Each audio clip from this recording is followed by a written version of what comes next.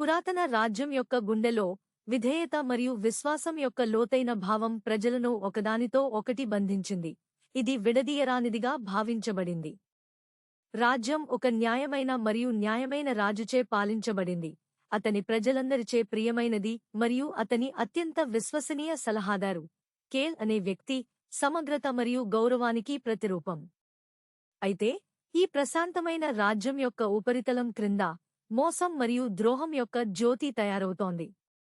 రాజు చెవిలో ఉన్న వ్యక్తి కేల్ నీడలో జీవించి అలసిపోయి రాజును పడగొట్టడానికి మరియు సింహాసనాన్ని తనకు తానుగా చెప్పుకోవడానికి అబద్ధాలు మరియు మోసాల వల నేయడం ప్రారంభించాడు. రోజులు గడిచే కొద్దీ రాజు కైల్ ప్రవర్తనలో సూక్ష్మమైన మార్పులను గమనించడం ప్రారంభించాడు. కాని అతని ద్రోహం యొక్క లోతును అతను ఎప్పుడూ ఊహించలేడు. కేల్ మాటలు విషంతో నిండి ఉన్నాయి. నెమ్మదిగా రాజు స్వంత కుటుంబాన్ని అతనికి వ్యతిరేకంగా మార్చాయి.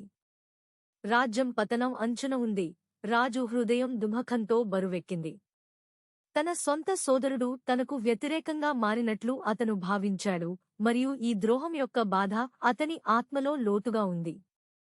ఒకప్పుడు ప్రకాశవంతంగా మరియు ఆశతో నిండిన రాజు కళ్ళు ఇప్పుడు నీరసంగా మరియు నిర్జీవంగా కనిపించాయి. విచారం మరియు పశ్చాత్తాపంతో నిండిపోయాయి. కేల్ తన నిజమైన ఉద్దేశాలను రాజుకు వెల్లడించినప్పుడు చివరి దెబ్బ వచ్చింది. అతని కత్తి పైకి లేచి కొట్టడానికి సిద్ధంగా ఉంది. రాజు బరువెక్కిన హృదయంతో తన అత్యంత నమ్మకమైన సలహాదారు తన గొప్ప శత్రువుగా మారాడని గ్రహించాడు.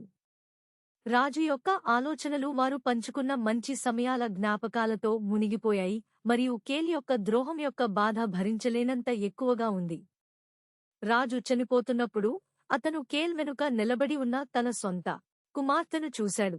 ఆమె ముఖంలో షాక్ మరియు భయానక రూపం కనిపించింది మరియు ఆమె గుసగుసలు విన్నాను, నేను కాయల్ని తారుమారు చేస్తున్నవాడిని.